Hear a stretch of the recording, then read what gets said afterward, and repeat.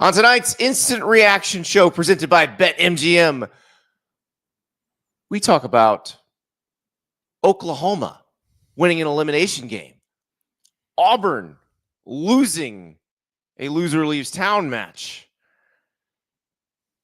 USC winning on the road at Nebraska, Georgia Tech getting its first loss at NC State, Georgia surviving Florida. What else we got, Ari? I don't know. What else do we have? I'm terrible at this. We have How about Vandy losing at Texas. Vandy didn't beat Texas. Vandy losing at Texas. Yeah, no, we have a lot of stuff. So I thought it was a revelatory day, and we're going to have a lot of philosophical discussions that I'm going to drag you into tonight. Indiana beat the crap out of another team. I don't know if I'm fired up for the Big Ten. I've been firing up people on Twitter today, so we're going to have to talk about this. But all on tonight's Andy and Ari Instant Reaction presented by BetMGM. We're going to teach you how to do this. Yeah, thanks, buddy. We are presented by BetMGM. We use BetMGM lines and totals. And you can join us by joining BetMGM. If you have not signed up for BetMGM yet, use the bonus code CFB as in college football, CFB, and you'll get up to a $1,500 first bet offer on your first wager with BetMGM. Here's how that works. Download the BetMGM app and sign on using the bonus code CFB. Deposit at least $10 to place your first wager on any game. You'll receive up to $1,500 in bonus bets if your bet loses. Just make sure you use the bonus code CFB when you're signing up. So download the app, deposit at least $10, place your first wager, up to $1,500 if your first bet loses. Use the bonus code CFB when you sign up. Make this college football season one for the history books. Make it legendary with BetMGM. See BetMGM.com for terms. 21 plus only. U.S. promotional offers are not available in New York, Nevada, Ontario, or Puerto Rico. Gambling problem? Call 1-800-GAMBLER in the U.S. Call 877-8-HOPE-NY or text HOPE-NY 467-369 in New York. Call 1-800-NEXT-STEP in Arizona. Call 1-800-327-5050 in Massachusetts. Call 1-800-BETS-OFF in Iowa or 1-800-981-0023 in Puerto Rico. First bet offer for new customers only, subject to eligibility requirements. Rewards are non-withdrawable bonus bets that expire in 7 days in partnership with Kansas Crossing Casino and Hotel. Don't forget, if you haven't signed up for BetMGM yet, use the bonus code CFB and get your $1,500 first bet offer today.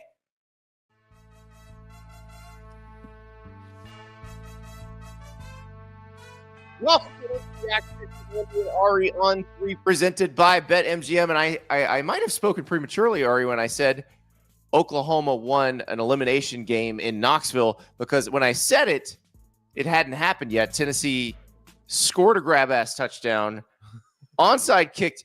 Now Oklahoma has recovered the onside kick, so they will win an elimination game in Knoxville. I just want to apologize to you and the audience for that rough start on my part. That was not my best moment. That was tremendous. Yeah, we are jam-packed tonight. I don't know if we came into the weekend, Andy, feeling like there were a ton of major matchups, but I thought we learned a lot about the entire context of the sport today. So I'm super excited to get in it. Do you want to just start right where we just left off here in Knoxville? Let's do that. Mike in the chat says today feels like college football's version of moving day in golf, and that's exactly right. So it feels like a Saturday where basically whoever's going to make their move to make the playoff is making their move, and you see that, and then the ones who maybe aren't going to factor in, they fall to the wayside. Like, I didn't mention this in the preview. Miami losing to SMU. Right.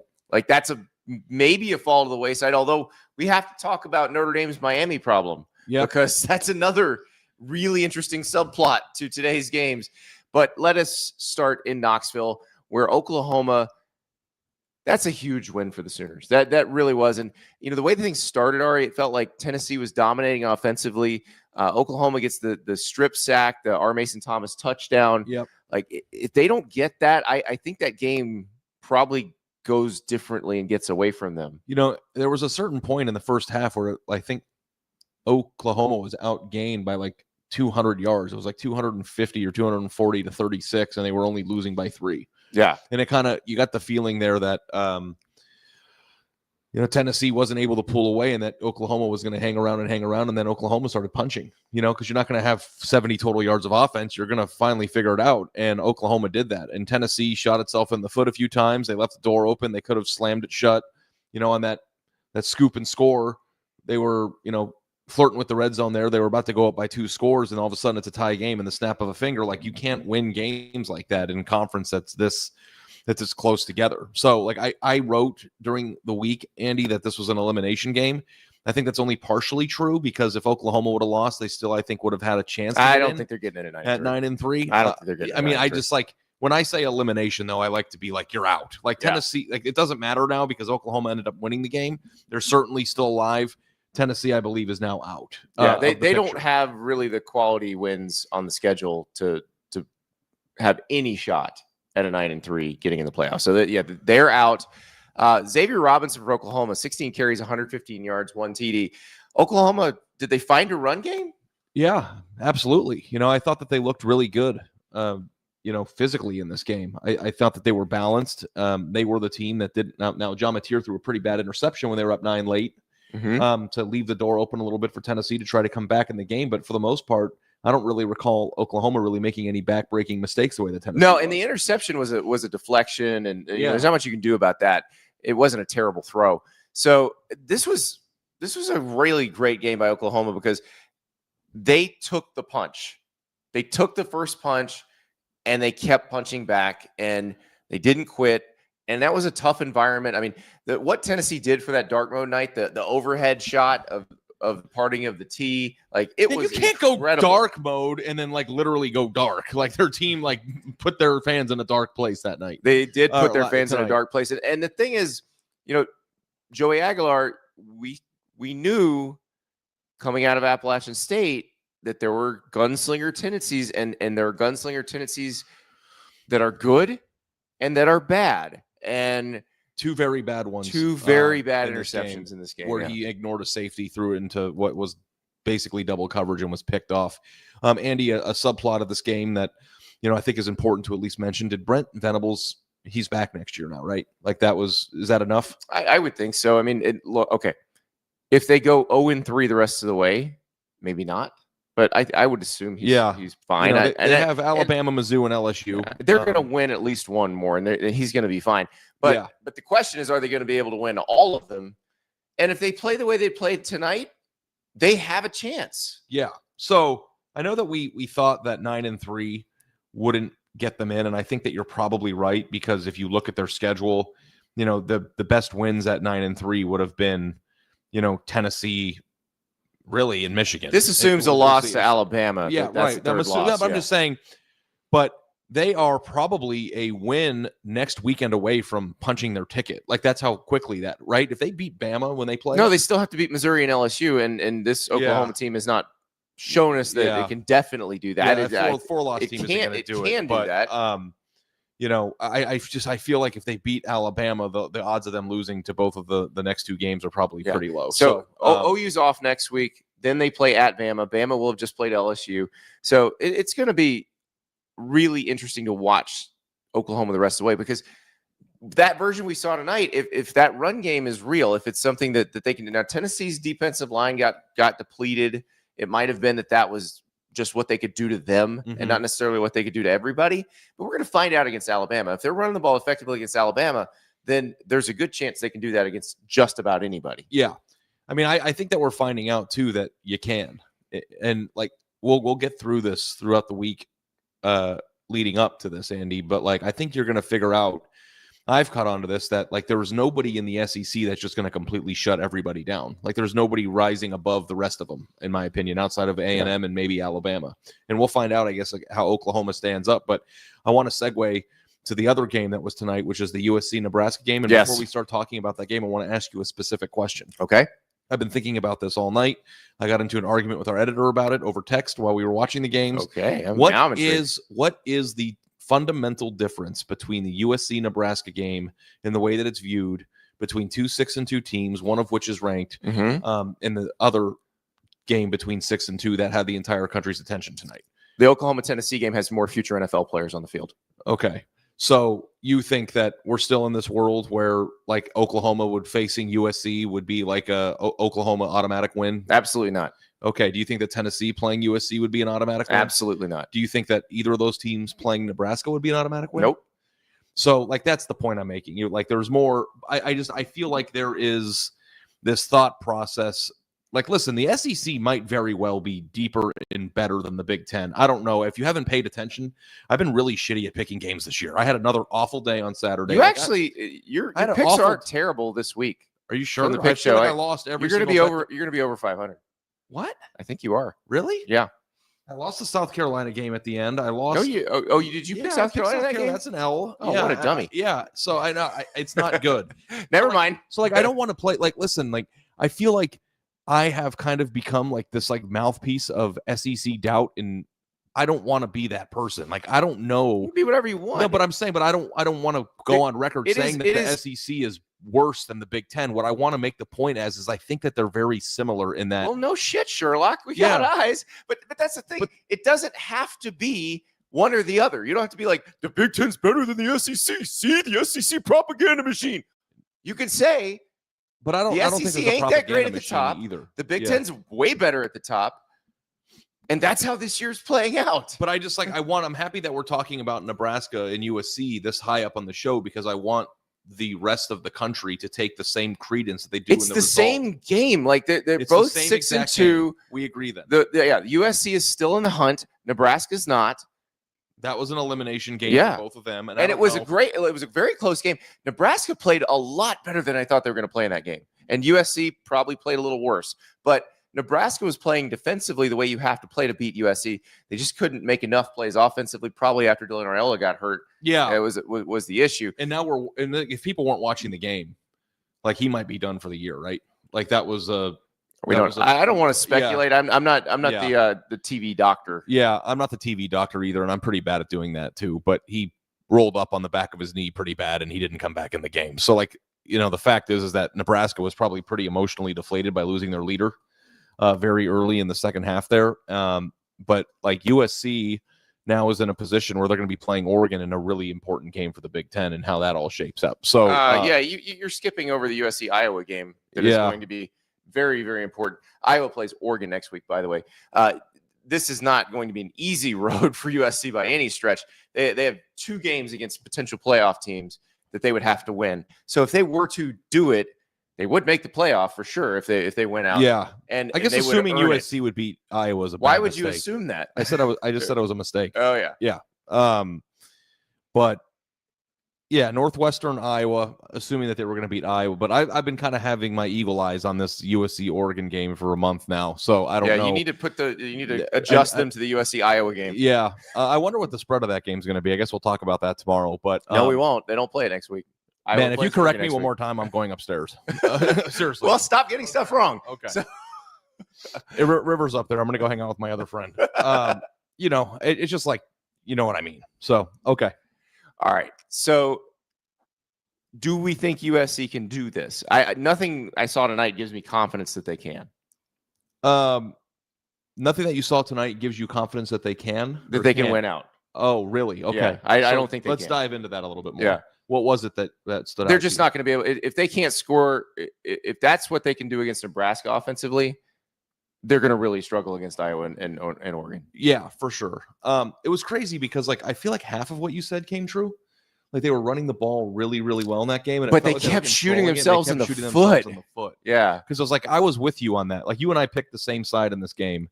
And I thought that USC was going to have a much more potent aerial attack to complement the way they were running the ball. Yeah, they ran the ball really well, but it didn't really feel like the entire game they were able to get. In the air. It's interesting because they would get they'd have these gash runs that they would get first downs on, and then they would just get these awful down and distance. They just couldn't string them together, and they strung them together enough to win the game, and that deserves to be commended.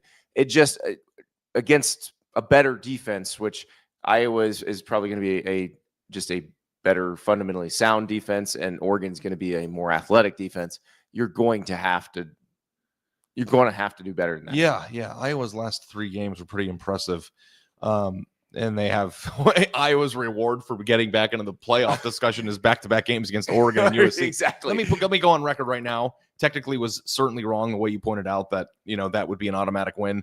I'm basically willing to bet whatever you want to bet that they're not going 2-0 in the next stretch. So we'll see. Probably if not. They do.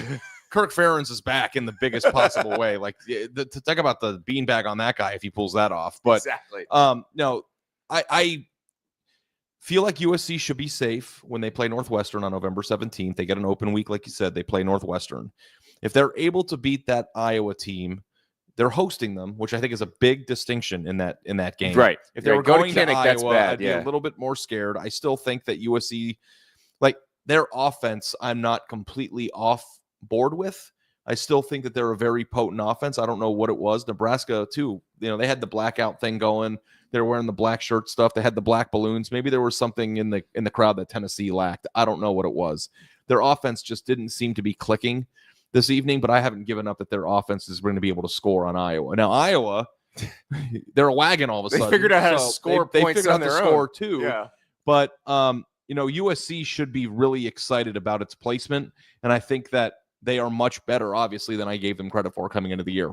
And I should be hesitant to go all the way back into them because they will probably break my heart, but they're a really pretty good team. I'm curious for the Nebraska fans in the chat, because I wondered how they'd feel about the Matt Rule extension if they lost this game. But I don't feel like this was a bad loss. I mean, they were in the game. They lost their starting quarterback.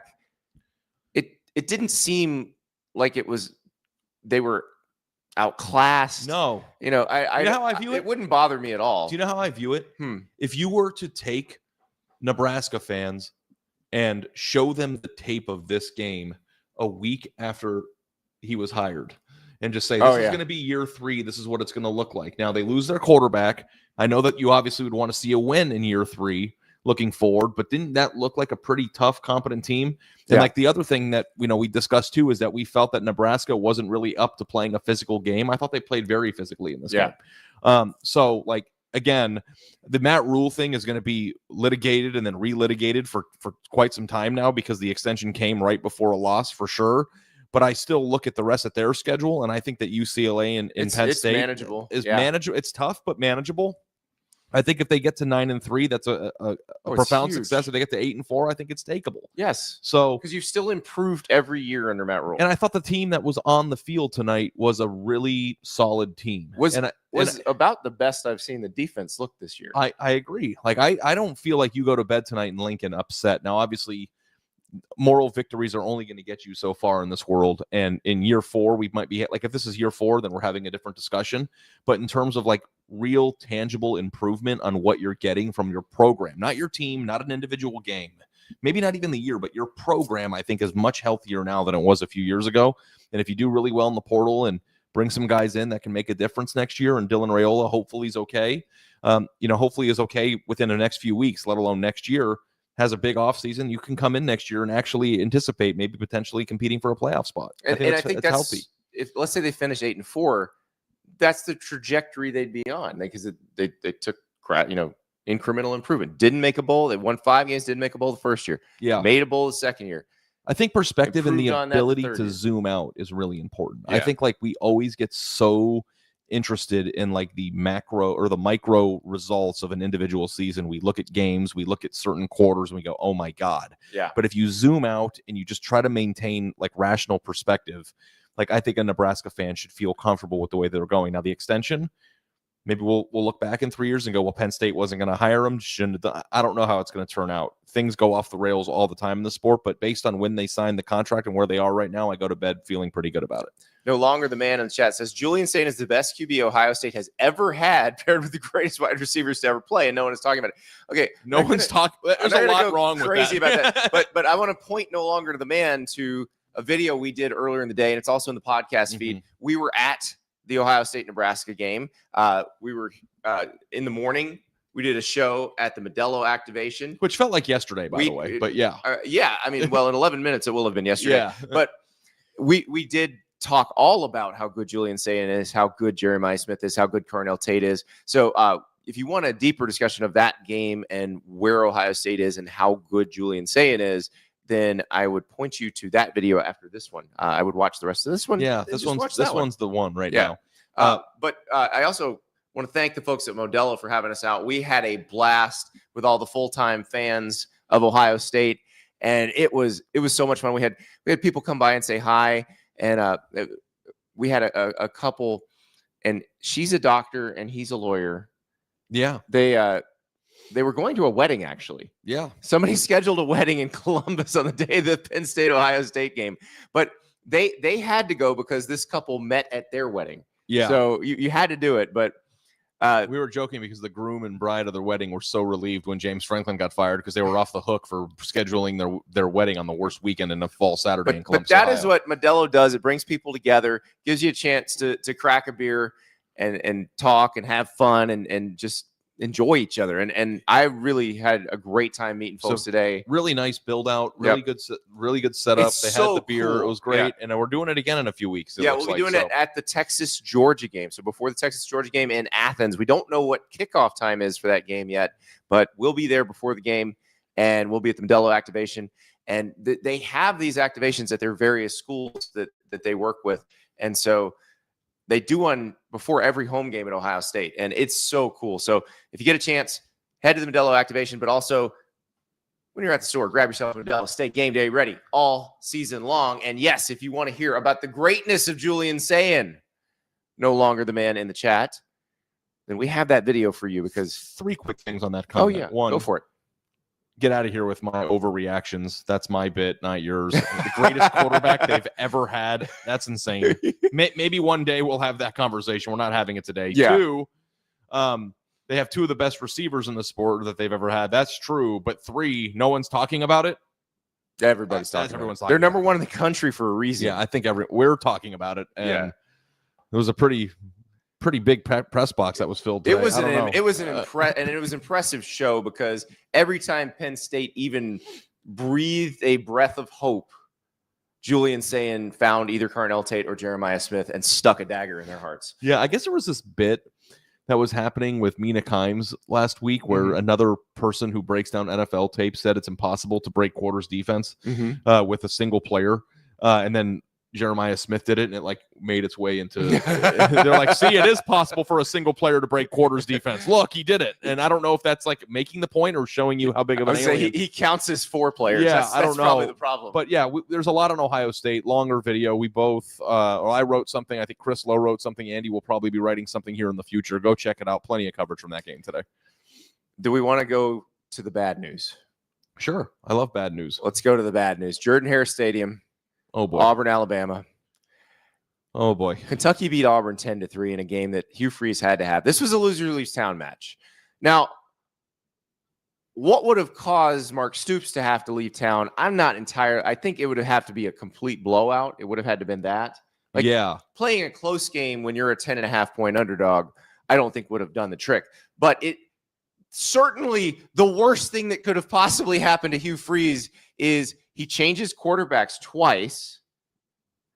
He doesn't score a touchdown, and he loses to a team that had not won an SEC play since last September. Do you watch HBO's high-quality Sunday night programming? Yes, we're going to talk about Task. No, are we going to talk? We're going to talk about Chernobyl. Have you seen that? I have not seen that. Well, was it not on TV tonight? I don't know. I don't know. What you were watching. That was that was something. What's the word? Is disaster strong enough?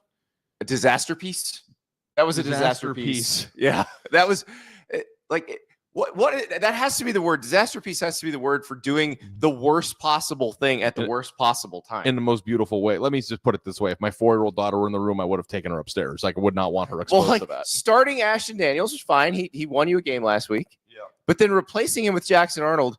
Then pulling Jackson Arnold for Ashton Daniels again. Yeah. Jake is like, why are we talking about Auburn, Kentucky? Because a high-profile SEC coach might get fired. That's an important topic. Yeah, that's a pretty big deal. So, I don't know what you're hoping for, but that's one of the bigger stories of the day, I think. So, and I don't know if that's happening tomorrow, but I want to review this very minute. It could be happening at this moment. I don't know what he's doing. I'm not there. But, Andy, we talked about this week, and we said, this was a loser go home game for sure, right? But we also spoke about how Hugh Freeze had so much more to lose by losing this game than Mark Stoops. Yes. Like Mark Stoops could have lost this game.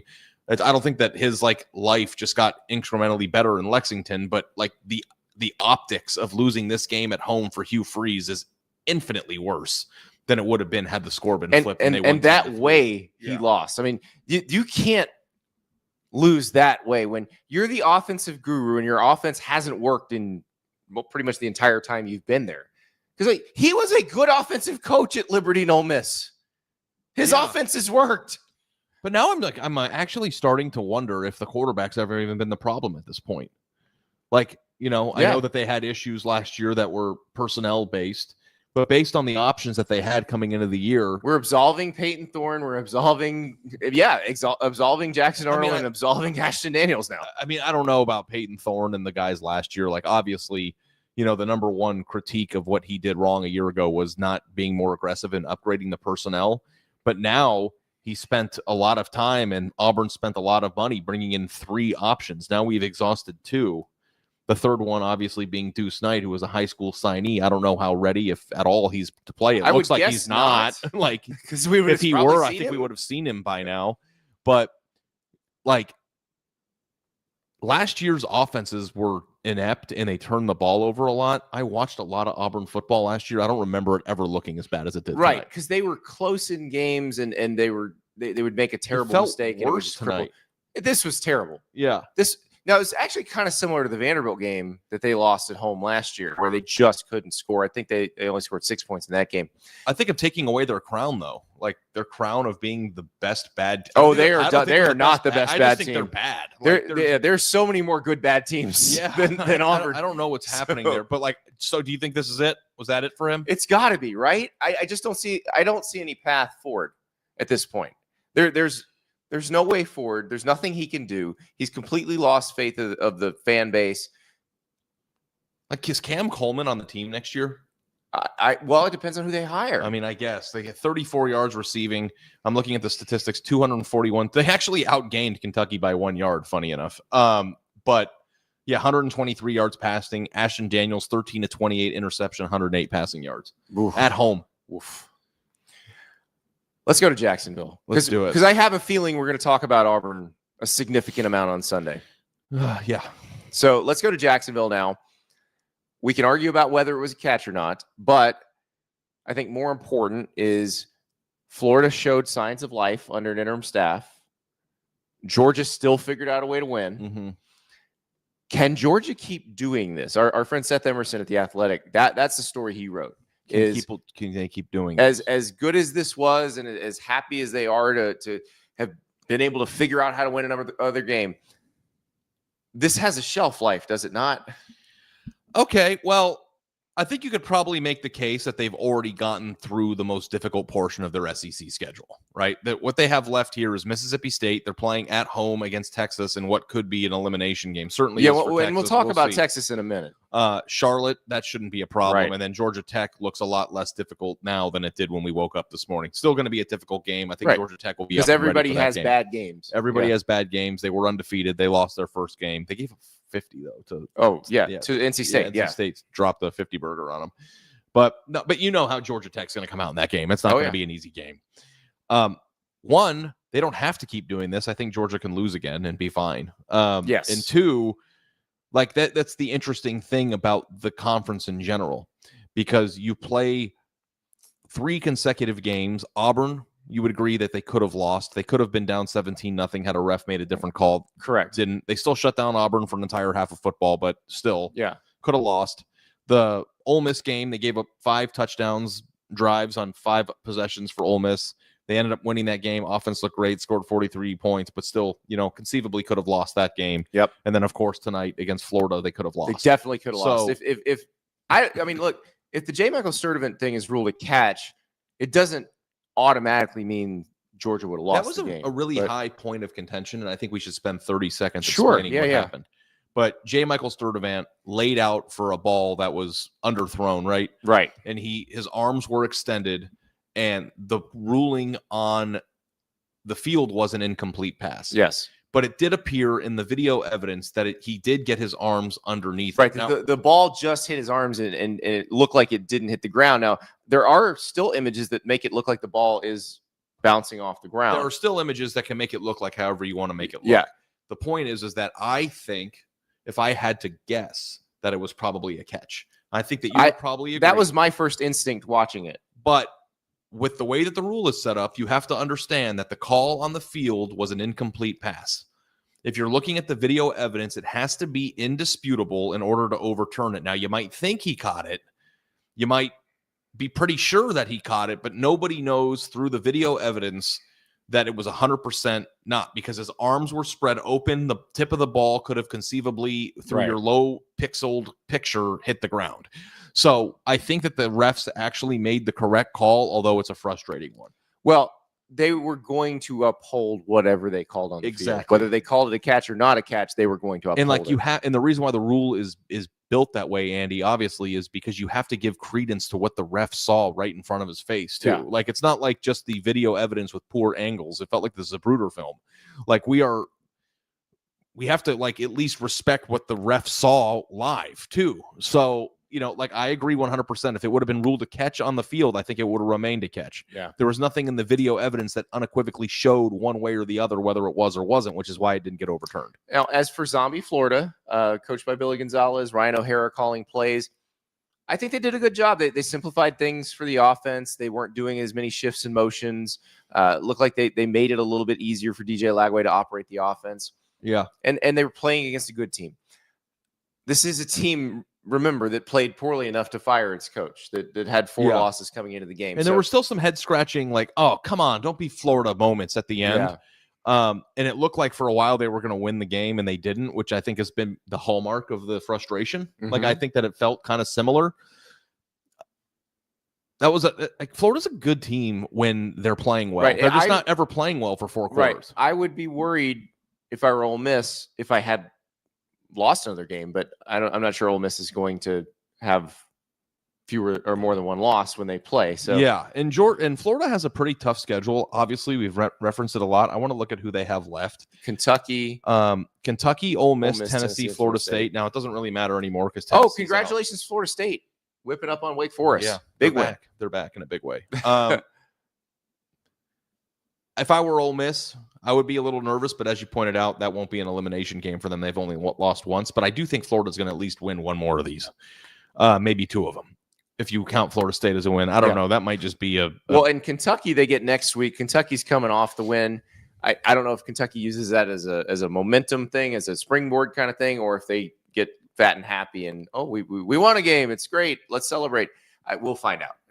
It does make Florida, though, does feel like with the right coach and this absolute roster that they could be much better than they are. They just don't play. Yes. They don't play sound, good, functional football for 4 quarters ever, even tonight. Producer River, the Vol for Life, is mentioning that Tennessee most likely will lose in the swamp to Florida. I can't imagine how he arrived at that opinion right now. He's a little down right now. He's working his way through it. He's producing through it. But are those happy tissues or sad tissues? They're sad ones tonight. Okay. We'll point out that yes, Tennessee has not won in the swamp since 2003.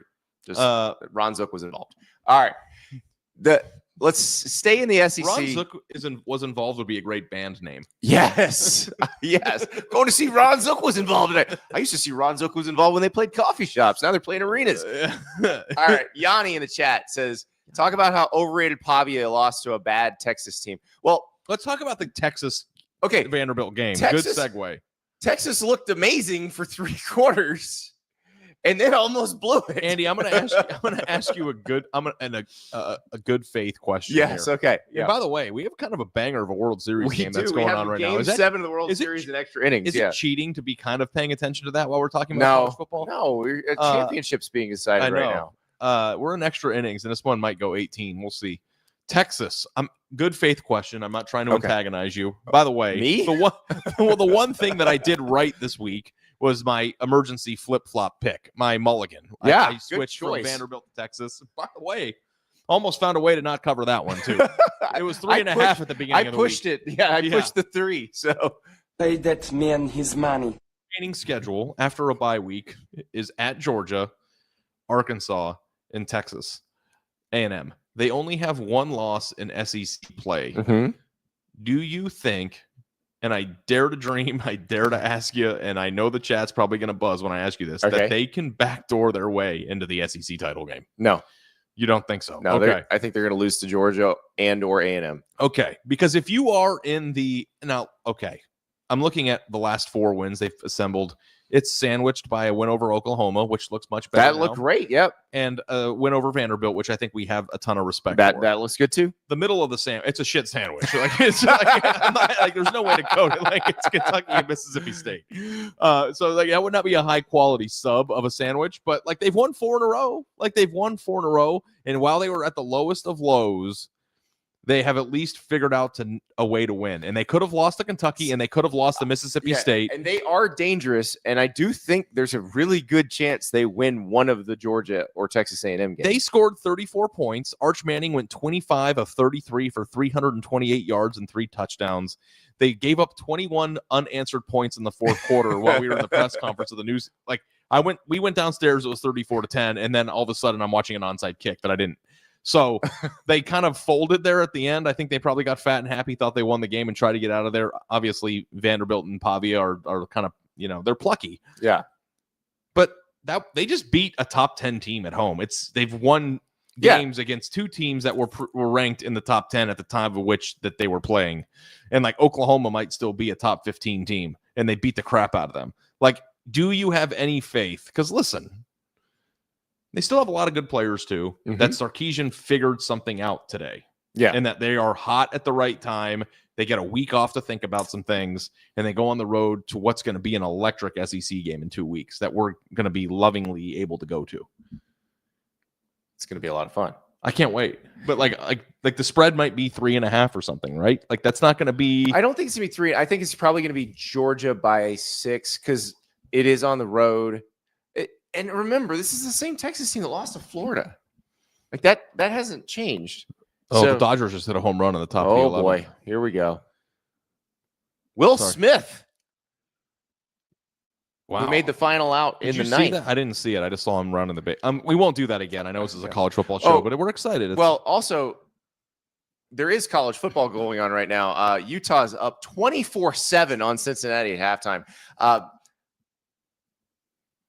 We'll get back to the Texas thing in a second, but watching this Utah thing, we'll see what Utah does. If Utah pulls a Texas and since he comes back, it's different. But if Utah continues this, but if Texas beats Georgia on the road, man, oh yeah, we are fully back. Like Texas could win the national title mode, right? Which I think is crazy because it goes against everything that I think. Right, if they can win at Georgia, they can beat A&M at home. Georgia is good. They're 7-1. Their offense is good. They've won 4 in a row since losing a close game against Alabama. Georgia also was single-handedly propping up Tennessee and Ole Miss's resumes. Like you're playing Georgia. If you win or play them close, that makes you look good. I do not think that Georgia is good enough to prop up anyone's resume, but it will be interesting the way that if Texas goes out and wins that game, because Georgia's good, not great. If Texas plays a great game, they could absolutely win that game. If they win that game, the perception of who Texas is, right or wrong, I think it's wrong because I don't believe that Georgia should be powerful enough to do that for you. But it still does until proven otherwise. Texas will be right back in the top 10 if they win that game, right? They will. Yes. At that point, they will be in the top 10 because so many other teams will have hit 2 losses or will have not had any quality wins. So, yes, they will. And by the way, this little stat line that we're just probably going to overlook because he's played poorly this year, 25 for 33 for 3 touchdowns and 328 yards passing against a top 10 team at home was what I thought was going to get him to New York at the beginning of the year. Well, can we also talk about how Texas gave up 365 passing yards to Diego Pavia? We sure can, yeah. Gunnar Stockton is going to light them up. I was getting a little tired of Diego Pavia talking about how he deserved the Heisman after throwing for 109 yards. And then he comes out and throws for 365, and he had a pretty good game today. And a lot of that was in the fourth quarter while they were playing catch-up. But, like Texas's defense is the thing that I thought the reason why I switched my bet. I thought that the game was going to be like 17-10 or something. I didn't think that they were going to score 34 points and 31 points, respectively. Desert Eagle 520 says, please stop saying grab ass every 5 seconds. We haven't said it in a while. I don't believe we've said it this episode, but grab ass, grab ass, grab ass, grab ass, grab ass. Goodbye, Desert Eagle 520. I don't think you're watching anymore. It's my favorite thing to say. Yeah. What can I do? Like, I get suggestions of what I can't and can't say and do and tweet about all the time. We just bother people sometimes. I just can't be. You just can't be. I certainly can't make one person happy, let alone all of you. So, all right.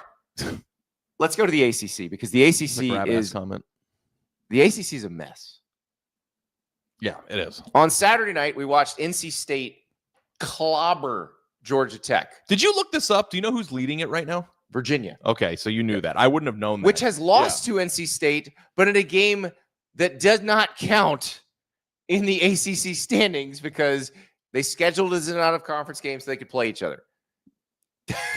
That is the ACC in a nutshell, right there. College football in a nutshell, right there. The only loss from the team that is leading the ACC is to another ACC team, but it is not an ACC loss. There are 6 teams in the ACC at the moment that have 1 or fewer losses in conference play, and Miami is not one of them. Yes. So that's where we're at in the ACC. Miami went to SMU, which had just lost at Wake Forest.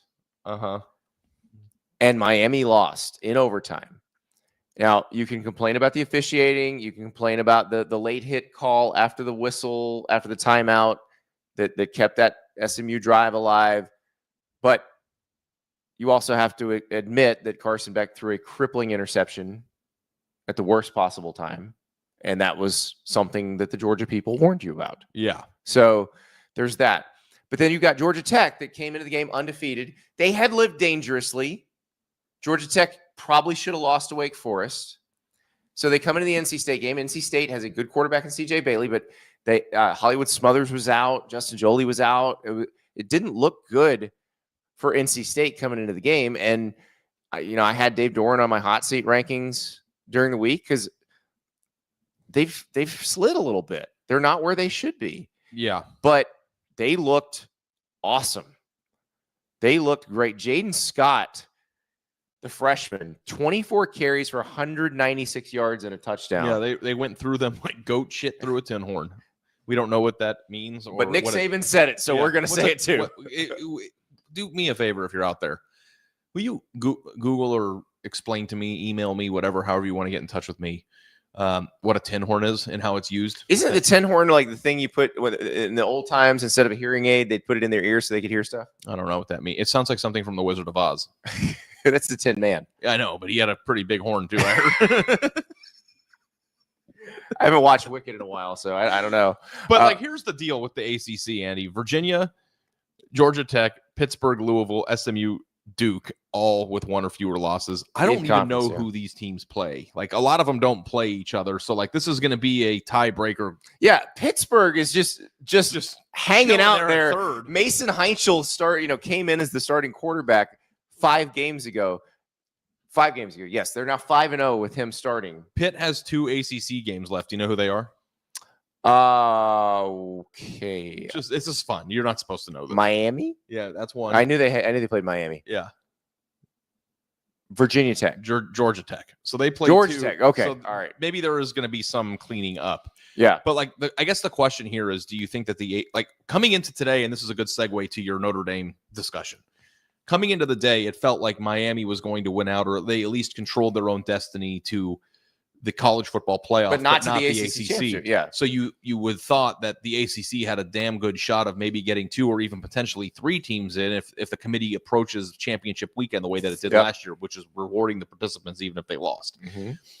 Now that clears up the Miami discussion, because Miami, they're not out by any stretch of the imagination, but they're not in a pretty good position right now.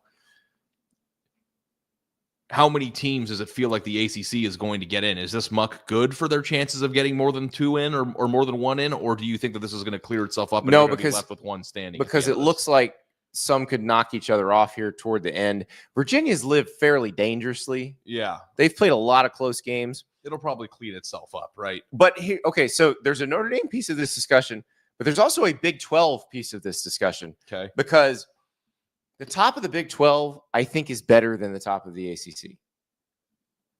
And if somebody's going to get 2 in, it should probably be the Big 12 over the ACC. So do you think that we collectively as a country have spoken too little? Like, for instance, last year when BYU got off to an 8-0 start, I thought that was a pretty big story. We're not really, like, BYU cracked my top 10 tonight for the first time. And they have a really tough schedule coming down the stretch here. Like, their hardest games are still ahead of them. Well, they're still undefeated. They've beaten Utah, and Texas Tech's beaten Utah. And Utah looks like wagon. They're beating Cincinnati, which was previously undefeated in Big 12 play.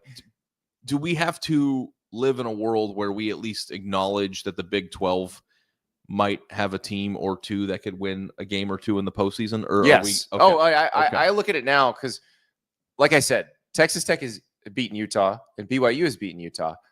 But based on what we've seen so far from Texas Tech and from BYU and from Utah, I would feel very comfortable if you told me any of those teams won a game in the playoff. Okay. So this top of the Big 12 standings don't look anything as... And Houston lost today, by the way. Yes. So they lost to West Virginia. So Texas Tech and BYU are maybe the biggest game of next weekend. College Game Day is going to Lubbock for the Texas Tech hosting of the BYU Cougars. But if you look at the Big 12 standings, there's only 3 teams that have 1 or fewer losses, and everybody else is kind of jangled in the middle there somewhere. Those 2 teams play each other, which might leave. And Cincinnati is losing right now. Right. So Cincinnati, if this keeps up, Cincinnati and Texas Tech will have an identical conference record. By the end of next weekend, you're going to have 1 team standing above the rest at the top of the Big 12 standings, and then a group of 6 teams that might be fighting to get into the final spot. Like last year, which ASU did, ended up winning the conference, but then I still don't know that I see a path for 2 teams here. I don't know. I think I do, because I think the SEC teams are going to knock each other off. Unless Michigan or USC or Iowa win out, I don't know that the Big Ten is going to have that other team in there. So, I don't know the SEC is going to have like 5. You mean the 4th team? Yeah. Yeah, it feels like a pretty unpredictable sport just based on feelings right now. It feels like they are a lock to at least have Oregon, Ohio State, and Indiana in. But I don't know if they get anybody else. So that'll be up to USC or Iowa, but, and the top 25 here up on the screen. If you're watching, to just pay attention to it. Like, I don't know, there's no other Big Ten team outside of Michigan and SC. But here's what gets really interesting: is if Michigan does something with Ohio State at the end of the year, beats them at home, Ohio State, then I don't even know, because Michigan's only lost once, and I don't even know if Ohio State would go to Indy if that happened. I don't think they would. So then Michigan and Indiana would play. Then you would have Ohio State and Oregon on the outs looking in. Like, there's one result right there that could completely get the 4 teams in. Yes. So like, it's like that to me. No, I think it's a relative certainty. If Michigan, Iowa, Michigan, Iowa, USC, or USC went out, they will get at least 4 in. Right. So it seems, I actually think that if there was like a BetMGM line, actually, that's not true. That would be the favorite. That's not true. Iowa, it's theoretically possible that Iowa beats USC and they both beat Oregon. So that one maybe, but I think Oregon would still get in. I think if my life depended on it right now and I had to choose, will they get 4 in or not? I think 4 is a relative lock. I don't know how it's going to play out, but I think it's going to happen. I think there's a chance it's 3, because I think it might be that those teams none of those teams went out. So you've got that. And then there's the Notre Dame thing. I keep bringing this up, and we got to explain it. So Notre Dame has a big Miami problem. Notre Dame beat Boston College. Ugly first half. Boston College is really bad. Notre Dame is struggling with them. They ended up pulling away 25-10. But Notre Dame has a big, big, big problem. They need Miami to lose another game, because if Miami has an identical record to Notre Dame at the end of the season, if Miami finishes the season 10-2 and has a win head-to-head against Notre Dame, Miami will get into the playoff before Notre Dame will. And I don't know that Miami will get into the playoff at 10-2. But Miami will have a better chance than Notre Dame because, as I said, head-to-head win. But also, Miami will have 1 quality win, Notre Dame, and Notre Dame will have maybe 0, maybe 1, depending on what USC does. So you know how the College Football Playoff Committee seems to alter, like, the way it deliberates at the end of the year? The people change, the thought process changes. Last year was the first time in committee history that they favored or rewarded the the conference championship game losers. Correct. And my theory has always been that because there are 12 teams instead of 4, they were able to do that in a way that they weren't able to in the past. I would agree with that. So if they do that again, then that puts Notre Dame in a tough spot, because like Notre Dame is only in a tough spot if there's only one spot left and it's between them and Miami. Like that, they would lose that head to head. I'm 100% in agreement with you, as they should. But I'm not even sure Miami's going to be there at 10-2. So if you're unsure that Miami is going to be there at 10-2, then Notre Dame certainly cannot be. So I think that Miami probably feels pretty good about its chances of getting in at 10-2. Well, unless Miami loses again, which seems highly possible. Yeah. Which I don't know what happened to them. They looked so good, and I don't even feel bad for buying the hype. They have a lot of good players. Something's just not clicking there for whatever reason. But I feel like it's higher likelihood that Notre Dame and Miami go. Or on November 15th, Notre Dame just loses to Pitt. That could end that too. Yeah, and who knows? I don't know. Like USC, if they keep winning, there's a lot of games that still need to be played. That maybe that game ages better. USC was in the top 25 already on Saturday. I'm sure they'll probably move up a little bit after some of the losses that happened. Tony in the chat. Miami lost to an unranked team. Notre Dame did not. Yes, but Notre Dame lost to Miami. So Notre Dame cannot have a better resume than Miami if they have the same record. Do we want the games to matter or not? Yeah. Like we have to decide. Yeah. We have to draw a line in the sand right now. Do you want the results of the games that we play to matter? Yeah, and it's not like Notre Dame's other games are against teams that won their conferences. That's not who they're playing. Yeah. So now I don't know how it would play out if Notre Dame had 3 top 15 wins. Yes, Miami only had that 1. might be different. It might be different because the head-to-head technically is the tiebreaker between 2 teams that are identical. Yeah, and that would be fairly identical. But Notre Dame doesn't bring anything to the table from a strength of schedule standpoint where it would not be anything but a tiebreaker. USC is Notre Dame's best win. USC probably will be Notre Dame's best win. We'll see about Pitt. Yeah, Pitt will be the Dodgers won the World Series, by the way. Yeah, they did. Congratulations to the team that spent the most money. So I hit them 3.5 to 1 in the top of the 9th inning because Ohtani was coming up, and I just was like, "This is worth it," and I just won. Look at you! I had a really bad day. You said it, but it's a good day now. It ended well. I started this podcast in a pretty bad mood.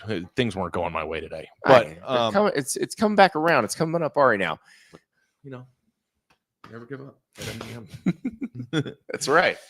So we will maybe that Notre Dame Miami thing, because we're talking about it now because it all happened today because Miami lost to SMU. It may take care of itself. If Miami were to lose another game and Notre Dame kept winning, especially if Miami loses to Pitt and Notre Dame beats Pitt, which seems like the most likely way that happens, then it'd be fine. Notre Dame can get in over them, no big deal. And that's the truth is as we sit here right now, Notre Dame is unequivocally a top 10 team. Yep. So the only way that they're in a pickle, I think, is if the committee again rewards the teams that lose their conference championship games, and whoever those teams are, it could get kind of dicey. But right now they seem to be, when you do your thing projecting the playoff, I'm assuming Notre Dame will be easily in the morning, right? No. I'm just trying to think. I'd have to put Miami in, and I don't think Miami's going to make it. Yeah. So no, they're not going to be in. Interesting. I can't wait. I'm having a hard time. I think it's possible Texas Tech and BYU are in. I mean, BYU is already in. As the Big 12 champion. But Texas Tech is the. What if let's say Texas Tech wins the Big 12, BYU loses the championship game. They both get in. Yeah, I mean it's possible. It's possible. So. Now we'll find out because they play each other, so we will find out. Yeah, that's the thing too. It's like you're going to put 2 teams in that haven't played yet, which will then change a week from now. Yeah. But the one thing I'll say is Notre Dame is firmly a top 10 team right now. That should play well in their favor. We'll see how it plays out. I don't know what's going to happen to Miami.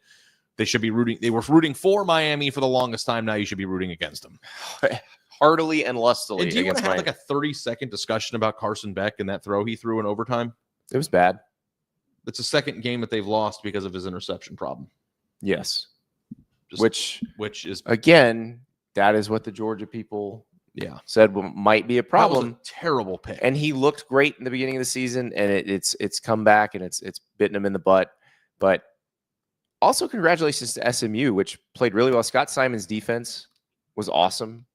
And you do like when you see a coach who signed an extension a few days ago. Yeah, Rhett Lashley. We didn't get a chance to talk about that on the show. Yeah, because it happened after our Thursday show. Rhett Lashley signed an extension. He's staying at SMU, which, look, he's from Springdale, Arkansas.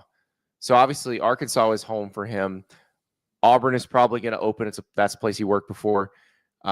We think Florida State still might open, even though I don't know. Maybe not. Maybe Florida State's back.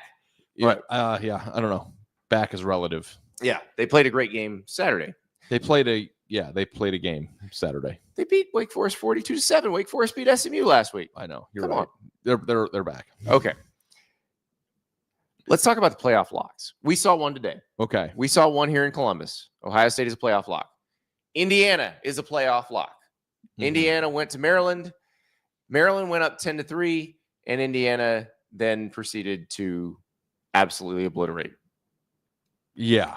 So other playoff lock. Are we just listing playoff locks right now? Is that what we're doing? I think there's only one other one. Is that Ole Miss? I think it's Ole Miss. Okay. Because now I guess they could lose to Florida and to Mississippi State, but I don't think they will do that. Yeah. We're giving you locks. We're not giving you clinched. Those are different. Yeah. So I think that's a lock. I'm trying to think of anybody else that may, because I would think Oregon might be, but Oregon has a pretty Oregon tough has some schedule tough ahead. games to go. So yeah, I don't want to put them in that category yet either. So I think that's it. Yeah, I mean Alabama plays LSU, Oklahoma, Eastern Illinois, and Auburn. Mm-hmm. So they're Auburn's probably not going to lose more than one of those. Yeah, and even if they lose, they can lose one. Let me ask you this, because we talked all year about Oklahoma could be 9-3 and still get in. I think Alabama at 9-3 gets in. I would put them in as a lock. But they're not going to.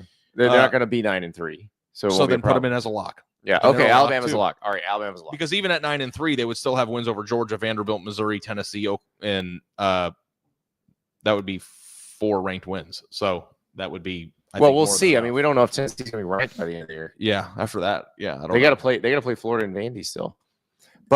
But yes, I'm fine with putting Alabama as a lock. Like it would take a pretty bad tumble for Alabama to not make it in.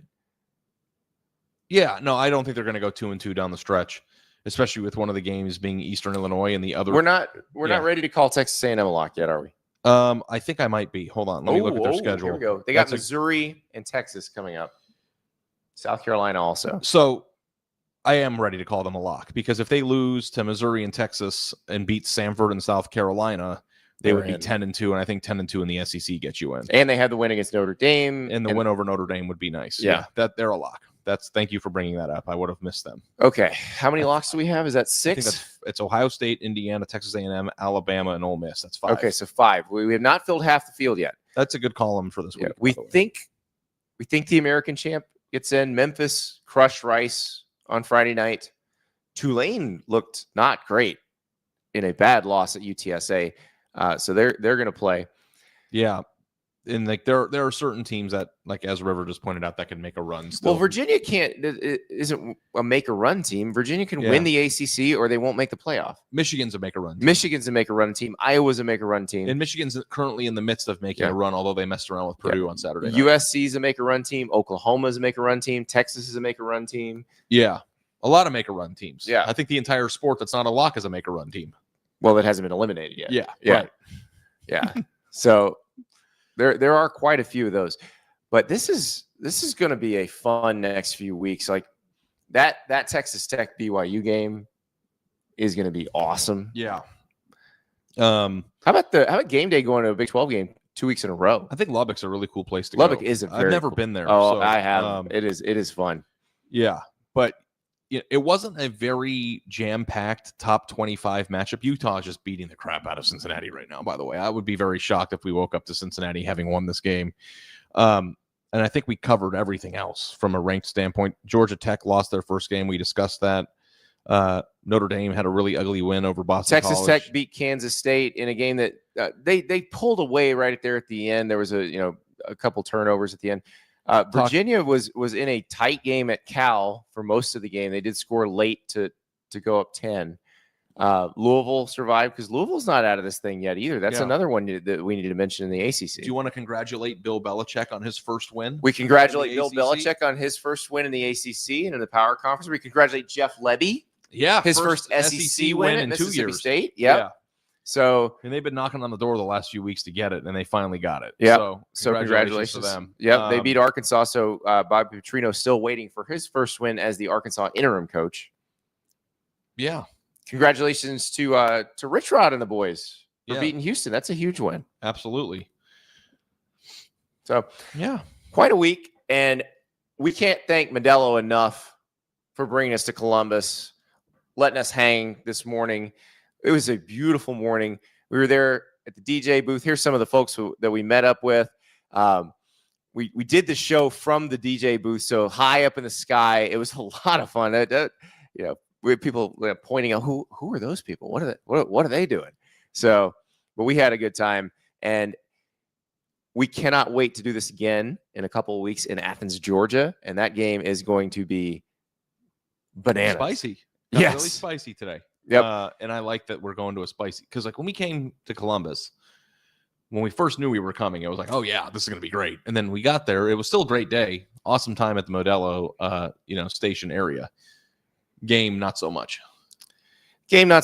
Although, again, I found it very instructive to get to see Julian Sayin in person. Yeah. Do you want to take like a 30 seconds to like talk about that Jeremiah Smith deflection touchdown catch where the ball, I think River has video of it. Do you have River? I don't know if he has it ready. Okay. But I know he has the. Oh, we can tweet it tonight. We can reference it on a tweet. Yeah. Okay. Awesome. Well, so he's not crying. That's good. Yeah. No, the ball's lost. It's a tough night for River, but no, he also has great video of the Carnell Tate double move over the top touchdown. That one was pretty spectacular too. Yeah. That's the one.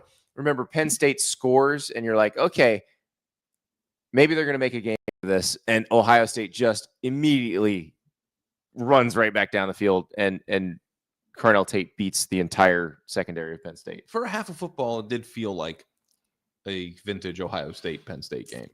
I don't know. It felt to me like it was a 3-point game at the half that felt like a 3-touchdown game at the half. There's the Carnell Tate double move. Yeah, that's just like last year's game. It felt like a 3-touchdown game last year, and it was only Penn State did have a pick six early on, and that kind of altered the scoreboard last year. But like I feel like Ohio State always. But then Penn State got the Ohio State fumble deep in Ohio State territory which was basically last year's pick six. And you're like, okay, well, Ohio State's been outplaying them. They've been moving the ball up and down the field, and it's a 3-point game at halftime. That's exactly what Ohio State Penn State typically is. This time, Ohio State beat the crap out of them, and then the scoreboard reflected it. Yeah, my favorite Julian Sayin play was the one where it was on a third down. Mm-hmm. He ducks 2 sacks. He escapes. He runs for the first down, and then that was when he went to Jeremiah Smith. Yeah, and it was a incredible. It was Carnell Tate. It was another Tate touchdown. Yeah. So and like here, I see this. This is a thing. This isn't just an Ohio State thing. This is just whoever. This was Indiana last year. It's whoever people want to doubt. Yeah. What's the best team? What's the best team Texas. Ohio State has beaten? Texas is the best team Ohio State. Yes. Ohio State's schedule has not gone the way we thought it would before the year started. No. Now that's obviously through no fault of their own. But let me just ask, for people who doubt that they're a team that at least should be considered the favorite to win the national title, if you're doubting their pole position in the national championship race, I would challenge you to explain to me who is and why. Yeah. And then secondly, why is context clues of beating the crap out of everybody that they play and also having 5 potential first-round draft picks in their starting lineup not enough for you? What needs to happen? Oh, and then Tony goes, Indiana is just as weak. Indiana won at Oregon. Tony's one of those people who's like, ain't nobody played nobody. And it's like, I get it. But there is more. One more Big Ten game. Sure. We didn't talk about. Let's get to it. The Minnesota-Michigan State game. Mm-hmm. We were locked in on that game. We talked about Jonathan Smith and how tough his situation is there. They were going to win. They changed quarterbacks. Their new quarterback, whose name I'm not going to butcher right now, had an incredible game. And unfortunately, they let Minnesota march down the field in 1 minute to score a touchdown and then went to overtime. And I realized there was I believe it's a pass interference non-call that the Michigan State fans are very up in arms about, and I understand. But you cannot let them march down the field in a minute and score a touchdown. Like you had that game. You had it. Now, I don't think that means Jonathan Smith needs to be fired because he lost an overtime game at Minnesota. But they do have that kind of allergic to winning situation going on there. Yeah, for sure. And that's not the number one thing that scares me. About touchdown Cincinnati, by the way. We're back, right as I just said. It was an 88-yard touchdown, too. Okay. We're back. I said that there's no way that they could end up winning the game, and of course I'll be wrong because that's all I am this year. But yeah, I love playing this game of who did you play, or they only beat Texas by 7, and Texas turned out to stink, and it's like, okay, well, if you're making this comment, we don't know that Texas stinks. That's what he's asserting. So if that's what you're asserting, who should be number one in your mind, and do you want to play that game with them? Because I would love to. If Ohio State's win against Texas wasn't sexy enough for you, who would you like to be number one? And let's nitpick them the same way you're nitpicking Ohio State. Yeah, because who are you going to say? Bama? Well, he's not going to say Indiana. Game? Yeah, Bama lost to Florida State, and Florida State's bad. Let's go down the top 10. There you go. Let's go down the top 10 and nitpick everybody. Yeah, okay? let's nitpick. Let's do it. Okay, so Andy had already nitpicked. We need to make this a regular segment where you just nitpick. Ohio State only beat Texas by 7 at home. Ain't played nobody, Paul. They haven't played nobody, and the team that Arch Manning stinks, and they only beat them by 7. Indiana is 9-0. The only good team they beat is Oregon. The only good team that they have beaten is Oregon. We're unsure about Oregon, and their opener against – who was their opener against? Old Dominion. Can you believe that they only beat Old Dominion by like 11? They stink, okay? Texas A&M. Barely beat Notre Dame. Barely beat Notre Dame, and Notre Dame has 2 losses. They were holding at the end of the Notre Dame game, too. I don't know if you noticed that, but the refs blew it, and Notre Dame got screwed. This is fun. We should do this every week. It kind of feels like cathartic to me. Yeah. And then A&M also played really close game with Auburn, and Auburn stinks, dude. They only beat them by 6. They only beat Arkansas Texas by 3. A&M blows, dude. They only beat Arkansas by 3. Alabama got their doors blown off by a team that had lost to Stanford. They lost to Stanford. Thank you for bringing me closer to you. I wanted to be closer to you. I know you did. Let's do Georgia. Georgia lost to Alabama. Can you believe it? Alabama lost to Florida State. They suck. Georgia almost lost to Tennessee. Yeah. Ole Miss lost to Georgia, who lost to Alabama, who lost to Florida State, who lost to Stanford. They stink. Oregon. Oh my God! Wait. We're gonna keep going. Do it again. Wait. Ole Miss lost to Georgia, who lost to Alabama, who lost to Florida State, who lost to Stanford, who lost to Hawaii. And Hawaii is just a wonderful place that we would all like to visit. Okay, let's do this. We're doing this every week, by the way. Yeah. Oregon sucks because they lost to Indiana, and Indiana's a freaking basketball school. How could you lose to a basketball school at home when you have a top 5 NIL budget? You suck. BYU? Are you kidding me? You lost your quarterback in the offseason. What are we complaining about? How are we complaining about BYU? Your quarterback wears number 47. Your quarterback. Well, I was going to say something else. I don't know. I don't want to offend people. Let's go to BYU, and I'll figure out a way to make fun of them. Hold on. You don't think I can do it? I don't know if you can do it. What? You don't think I'll do it? I'll get offensive. You can do it. Please don't. Please don't get us canceled. BYU is undefeated, but they went undefeated last year, and they play in the crappy Big 12, and they played Colorado in a 3-point game. Colorado just got their doors blown off by Arizona, who gave like 55 points into the third quarter. Colorado's not even a team, and you only beat them by 3? You suck. And guess what? Last year you got to 8-0-2, and then you shit on yourself, and then you ended up not being very good. You suck. Okay? I can do it to anybody. Notre Dame, you started the season 0-2. That should automatically disqualify you from being in the national championship. You lost to the team that lost to SMU today. You lost. You're 0-2 to start the season. Get the hell out of here. Why are we even talking about Notre Dame? You don't get to be in any conversations of value if you start 0-2. Period. Texas Tech, you have an oil billionaire putting out buku dollars in a way that nobody in your conference can even conceive of, and you lose to Arizona State on the road? What did all that money get spent on? You stink. Okay, who did I miss? It's the whole top 10. Who did I miss? That's the top 10, the whole thing. The next time you say that a team stinks because of something that happened a month and a half ago and it wasn't good enough to your standard, just remember that segment. Zach says, I asked what your best win was, and you're crying. No, Zach, we answered your question. Ohio State's best win is Texas. I just think. And then we made fun of you. Yeah. And I'm sorry that hurt your feelings, but Dude, we need to have that be the segment every week. We will. That's fun, and it might be the same because like teams will just beat teams. We will nitpick the Big Ten every week. BYU is tough though, so maybe that's a segment or that's a point that maybe I think we can go with Bear Bachmeyer wearing 47. I think that's good enough right now. I just try to like picture what would somebody say in my Twitter mentions while also leaving out the context of the thing they're arguing for. That's what they do. They'll say X argument, and then when you ask them to bring up their argument, like it's the same exact holes that you can pick in the argument that they made. I mean, the thing is, like Ohio State, we said this on the video from Ohio Stadium today. They're not invincible. Yeah, and I don't remember either of us saying that they're going to win the national title. I think that they should be considered the favorite today. Yeah.